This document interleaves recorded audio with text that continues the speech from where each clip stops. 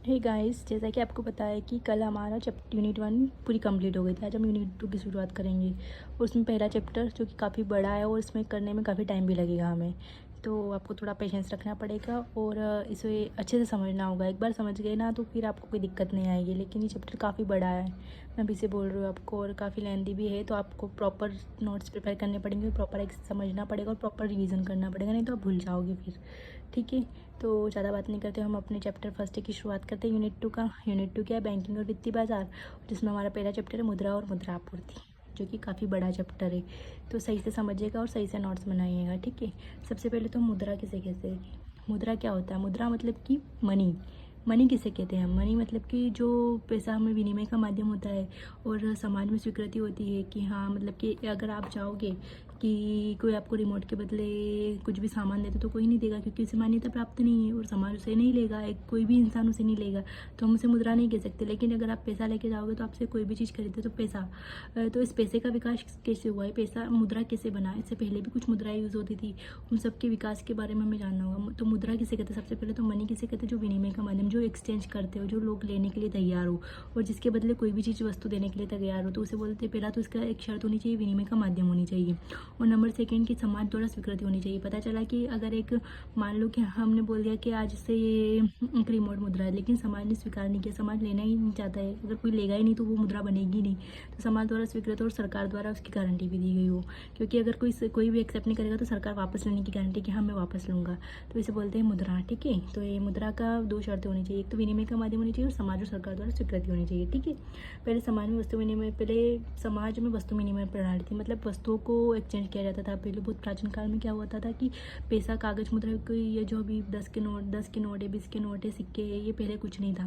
पहले जो था, पहले केवल वस्तुओं को एक्सचेंज किया जाता था, जैसे कि प्याज के बदले कोई किसी को टमाटर देता था। जो आज हमारे पड़ोसियों के साथ में हम शक्कर लेने चले जाते कि हमें शक्कर दे दीजिए, फिर हम बाद में हम उन्हें लौटा देते। इस तरह से पहले ऐसे एक्सचेंज होता था कि प्याज के बदले टमाटर, टमाटर के बदले कुछ भी जो उनको नीड होती थी, इस तरह से एक्सचेंज किया जाता था पहले वस्तु विनिमय प्रणाली। लेकिन उसमें कुछ कमियां थी। वस्तु विनिमय प्रणाली में क्या कमियां थी कि जैसे कि विभाज्यता की कमी, कि अगर आपको 1 किलो प्याज चाहिए तो आप कितने किलो आलू दोगे? अब आधा का आलू करना होगा तो आधा आलू कैसे दोगे आप काट के? और उनको स्टोर करके भी नहीं रख सकते थे क्योंकि ख़राब हो जाते थे। और उधारी चुकाने में दिक्कत होती थी कि अगर आपने आज 5 किलो गेहूँ लिए और बाद में अगर उनका भाव बढ़ गया या फिर भाव कम हो गया तो उधार चुकाने वाले को तो नुकसान होगा उस चीज़ का, या फिर उधार लेने वाले को नुकसान होगा। और उन्हें इधर एक स्थान से दूसरे स्थान में ले जाना, व्यापार करने में भी कठिनाई होती थी उनसे। और आवश्यकता के दौरे सहयोग की कमी, का अगर आपको प्याज चाहिए और किसी के पास आलू है, लेकिन वो आलू के बदले उस दूसरे को प्याज नहीं चाहिए, दूसरे को, मतलब आपके पास आलू है और आपको प्याज चाहिए, लेकिन दूसरे के पास प्याज है लेकिन वो आलू नहीं लेना चाहता, उसे कुछ और चाहिए, तो आवश्यकता की दौरे से, मतलब कि जो चीज़ जिसके पास होती है उसे वो चाहिए ही नहीं। तो इस चीज़ के ये सब कमी होने के कारण फिर मुद्रा का विकास हुआ। तो सबसे पहले होती है कमोडिटी मुद्रा, मतलब कि वस्तु मुद्रा। सबसे पहले वस्तुओं को मुद्रा के रूप में उपयोग किया जाने लगा। जैसे कि आप वस्तु विनिमय प्रणाली और कमोडिटी मुद्रा में क्या अंतर होगा, इसे मुद्रा क्यों कहेंगे और उसे मुद्रा क्यों नहीं कहा था? क्योंकि उसमें जो होता ना, आलू के बदले प्याज, प्याज के बदले टमाटर, टमाटर के बदले गेहूँ, ऐसे खरीद सकते थे। लेकिन इसमें कुछ निश्चित वस्तुएं डिसाइड कर ली गई थी कि हाँ, इन्हीं के बदले हम कोई चीज़ लेंगे। जैसे कि उदाहरण के लिए नमक, चावल, गेहूँ और गाय, यही केवल इन 4 चीज़ों के बदले ही कोई चीज़ ले सकते थे। मतलब ये कंपलसरी थी कि हाँ, आप इनको दे के कुछ भी ले सकते हो। जैसे नमक के बदले आपको प्याज चाहिए तो आप ले सकते हो, नमक के बदले आपको आलू चाहिए तो आप ले सकते हो, गाय के बदले आपको घोड़े चाहिए तो आप दे सकते हो। ऐसे आप इनको इसलिए नहीं वस्तु मुद्रा कहा गया क्योंकि इनको मान्यता मिल गई। जैसे आज हमारे नोट को मान्यता है ना, उसी तरह से इन 4 चीज़ों, 4 वस्तुओं को मान्यता मिल गई थी, इसलिए इन्हें वस्तु मुद्रा का, कमोडिटी मुद्रा कहा गया था। लेकिन इसमें भी कुछ कमियाँ थी, वही कि अगर आपको 4 घोड़े चाहिए तो कितनी गाय दोगे, ये सारी चीज़ें। और संचय करने में, मतलब कि सेविंग करने में, जो आज हम सेविंग करते हैं अकाउंट में, तो वो उसमें दिक्कत होती थी, तो इसको भी फिर एक्सेप्ट नहीं किया गया। तो उसके बाद हम लेके आए थे धातु मुद्रा। धातु मुद्रा में सबसे पहले आपको पहले पता होगा, बहुत पुराने ज़माने में कोड़ियाँ चलती थी, फिर कोड़ी से दमड़ी बनी, दमड़ी से धेला बना, धेला से पाई बनी, पाई से पैसा बना और पैसा से आना और 16 आना 1 रुपया बन गया। आप लोगों को पहले पुरानी कहावतें सुनी होगी आपने, फूटी कोड़ी नहीं दूंगा, धेले भर का काम नहीं किया, पाई पाई का हिसाब रखना, 16 आने सच कहा तुमने। तो ये सारी जो चीज़ें थी ना, ये पहले ये कहावतें के रूप में इसीलिए विकसित थी क्योंकि पहले मुद्रा चलती थी। कोड़ी आपको पता समुद्र में मिलती थी, एक फूटी कोड़ी होती थी, फिर उसे एक पूरी कोड़ी होती थी। जो पहले चलती थी पहले के ज़माने में, काफ़ी पहले। उसके बाद ये सारी ख़त्म हो, ये आया। फिर उसके बाद आया था धातु मुद्रा। धातु मुद्रा के साथ मतलब कि धातु मुद्रा धातु की खोज के साथ कि मतलब कि धातु की, क्योंकि जब वस्तु मुद्रा में इन सब चीज़ वस्तु मुद्रा में ज़्यादा दिक्कत होने लगी थी, फिर लोगों ने परिवहन के लिए फिर एक स्थान से दूसरे स्थान पर ले जाने में दिक्कत हो रही थी, तो उन्होंने धातु मुद्रा का विकास किया। धातु मुद्रा के जो साक्ष्य होते हैं वो हमें हड़प्पा और मोहनजोदड़ो के काल से मिलते हैं। महाजनपद काल में तो आहत सिक्के मिलने लगे थे। आहत मतलब कि जिन पर कुछ छपा हुआ हुआ, सिक्के के ऊपर कुछ छपाई की गई हो, आज सिक्के। और दिल्ली सल्तनत काल में तो चांदी के सिक्के और सोने के सिक्के जैसे सिक्के का उपयोग होने लगा था, ठीक है। और लेकिन सिक्कों का भी संचय करना दिक्कत होने लगी थी, क्योंकि इनको सेविंग करने, क्योंकि इनमें वजन ज़्यादा होता था। फिर तो इनकी सेविंग और एक स्थान से दूसरे स्थान पर ले जाते बहुत ज़्यादा वजन की वजह से हम व्यापार करने के लिए ले जा ही नहीं पाते थे इनको। तो इसके लिए फिर अब हमारी कागजी मुद्रा का विकास हुआ। और कागजी मुद्रा का जो विकास हुआ था वो अद्भुत कार्य था, जो कि हमें RBI द्वारा मुद्रित और विनियमित की जाती थी। सिक्कों के साथ साथ कागजी मुद्रा का उपयोग सार्वभौमिक हो गया। लेकिन पहले स्टार्टिंग में सिक्के जो कि भारत सरकार गवर्नमेंट बनाती थी हमारे, लेकिन जो कागजी मुद्रा होती है उसे RBI द्वारा विनियमित और अधिनियमित किया गया, और वो उसका उपयोग पूरी तरह से सार्वभौमिक हो गया। स्टार्टिंग में जब कागजी मुद्रा आई तब भी लोग इस पर विश्वास नहीं करते होंगे, क्योंकि जैसे कि अगर अभी कोई हमसे बोल दे कि अभी आपके पास आपको बोल दे कि आपको एक बॉटल के बदले कुछ भी देने के लिए तैयार हो जाएगा, तो अभी स्टार्टिंग में ना कोई लेने के में विश्वास करेगा, क्योंकि लोगों को विश्वास नहीं है। लेकिन धीरे धीरे विकास डेवलप होता गया, तो कागजी मुद्रा पर भी लोगों का विकास बन गया। और कागजी मुद्रा आने के बाद फिर हमारे पास आई थी निकट मुद्रा। निकट मुद्रा मतलब चेक के द्वारा भुगतान किया जाता था कि अब कुछ बड़ा भुगतान करना हो आपको, तो आप इतने सारे नोट नहीं, आप केवल एक चेक बना के दे दो, और वो चेक जो होता है ना वो बैंक में जाके जमा करते 2-3 दिन में उसके अकाउंट में पैसे विड्रॉ हो जाएंगे। तो कागजी मुद्रा भी, एक निकट मुद्रा भी होती थी। ये मतलब कि ये ऐसे नॉर्मल आदमी नहीं करता है, क्योंकि इतने टाइम में चेक बनाएगा। ये तो छोटे मोटे नहीं, जो बड़े बड़े व्यापारी होते हैं ना वो चेक के माध्यम से अपना भुगतान करते थे।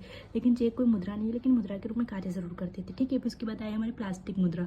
प्लास्टिक मुद्रा मतलब कि आप जानते हैं क्रेडिट कार्ड, डेबिट कार्ड, जो आपका ATM कार्ड है, और क्रेडिट कार्ड आप जानते होंगे कि जो लोन के लिए माध्यम से काम करता है, कि आपके पास बहुत सारे फोन आते होंगे कि हमारा क्रेडिट कार्ड ले लो, हमारा क्रेडिट कार्ड ले दो। आप इतना तो समझते होंगे। प्लास्टिक मतलब कि प्लास्टिक मुद्रा इसलिए कहते हैं क्योंकि वो प्लास्टिक के कार्ड होते थे, उनके माध्यम से हम रोज़मर्रा के भुगतान, और जैसे कि हम कहीं भी अपने कार्ड को स्वाइप करके, जैसे आप कहीं पे भी मार्केट में बड़ी शोरूम वगैरह में जाते तो अपने कार्ड को स्वाइप करके आराम से अपना भुगतान कर सकते थे। तो इसी प्लास्टिक मुद्रा है।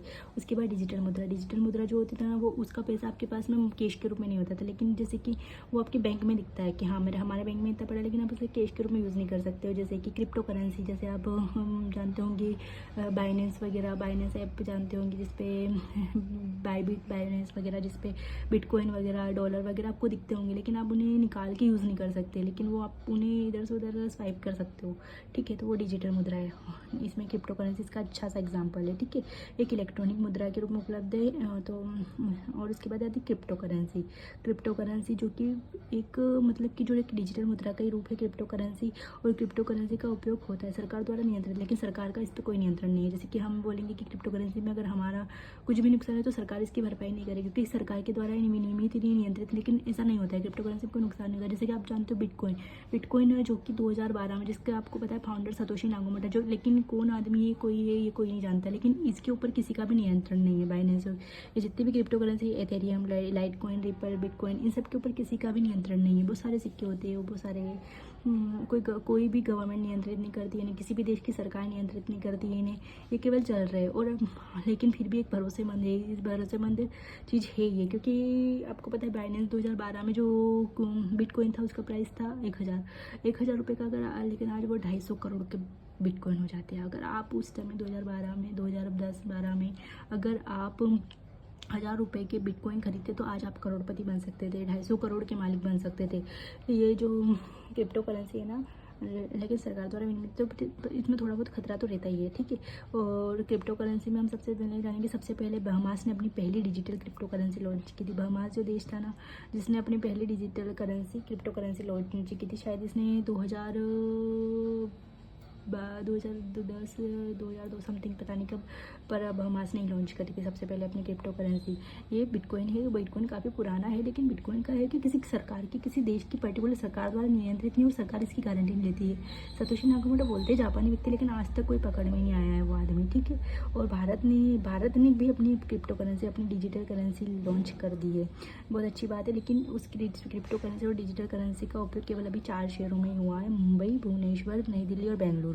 केवल पायलट योजना के तहत भारत ने 1 दिसंबर 2022 को अपनी खुद की क्रिप्टो करेंसी, अपना खुद का ई-वॉलेट, ई-रुपया लॉन्च कर दिया है। ई-रुपया का मतलब ऐसा होता है क्रिप्टो करेंसी की, ये आपको पैसे के रूप में नहीं दिखेगी। और देखना धीरे धीरे पूरे देश में इसका प्रसार हो जाएगा। तो ये जो नोट छापने का कार्य, आरबीआई के ऊपर जो नोट छापने का खर्चा आता है, भारत सरकार के ऊपर जो सिक्के बनाने का खर्चा आता है, वो खर्चा खत्म हो जाएगा, क्योंकि सभी ऑनलाइन लेन देन होने लग जाएंगे। फिर वो ई-रुपये के माध्यम से जो केवल बैंक में होती है, उसके माध्यम से आप कोई कैश नहीं निकलवा सकते हो। आपके पास कोई कैश, आपको कोई कैश दे ही नहीं सकता, कोई बैंक भी आपको कैश नहीं देगी।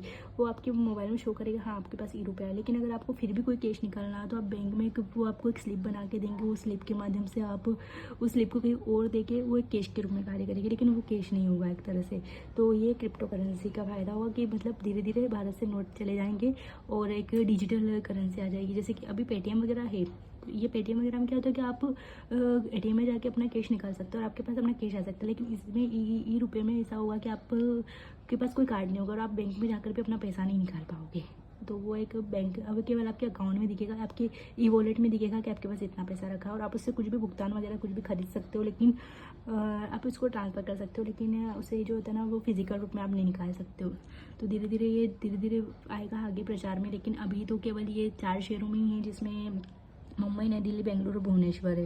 तो आप समझ गए होंगे मुद्रा का विकास जैसे जैसे सबसे पहले जो होती है कमोडिटी मुद्रा अलग की वस्तु मुद्रा आई थी, उसके बाद जो धातु मुद्रा आई, उसके बाद कागजी मुद्रा आई, फिर निकट मुद्रा जो चेक के रूप में होती है, फिर प्लास्टिक मुद्रा, डेबिट और क्रेडिट कार्ड, डिजिटल मुद्रा जो कि हमारी क्रिप्टो करेंसी वगैरह जो अब धीरे धीरे विकसित हो रही है। ठीक है, तो ये वस्तु ये आप इसको ऐसे पूरे ही थोड़ा बहुत लिख देना इसके अंदर, ताकि आपको आंसर राइटिंग में कोई दिक्कत ना आए। धीरे धीरे थोड़ा बहुत लिख देना, ठीक है। और अगर आप नहीं भी लिखना चाहो, अगर आप अच्छे से समझ गए हो और आप अच्छे से अगर आप देख के भी लिख सकते हो तो फिर इसको इतना स्किप कर देना, आप केवल यही लिख देना कि बार्टर सिस्टम आया था। सबसे पहले वस्तु विनिमय प्रणाली आई थी, पहले लोग वस्तुओं का आदान प्रदान करते, फिर मनी के रूप में, फिर क्लेम मनी के लिए करेंसी है, लेकिन मिट्टी की मुद्रा भी आई थी सबसे पहले, जिसमें वस्तु की मुद्रा भी आई थी, मिट्टी की मुद्रा के रूप में, जिससे मिट्टी के कुछ बनाए जाते थे, घड़े वगैरह, इनका भी एक ट्रांसफ़र करते थे कि इधर से उधर मुद्रा के रूप में। लेकिन क्या होता था कि वो पानी गिरता था तो मिट्टी पिघल जाती थी, तो फिर कोई महत्व नहीं रह जाता था, तो उसको भी खत्म कर दिया। फिर वस्तु मुद्रा आई थी, फिर धातु के सिक्के आए थे, फिर आज सिक्के आए, फिर कागजी मुद्रा आई, फिर एटीएम के लिए प्लास्टिक मनी आई, फिर क्रिप्टो करेंसी हमारा ई-रुपया आ गया।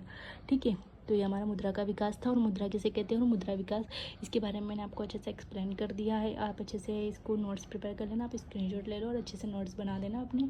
और आज के लिए इतना ही पढ़ेंगे हम, क्योंकि बहुत ज़्यादा हो जाएगा। आप इसको अच्छे से पढ़ना और अच्छे से नोट्स प्रिपेयर करना और अच्छे से रिविज़न करना। ठीक है, thank you, thanks for watching.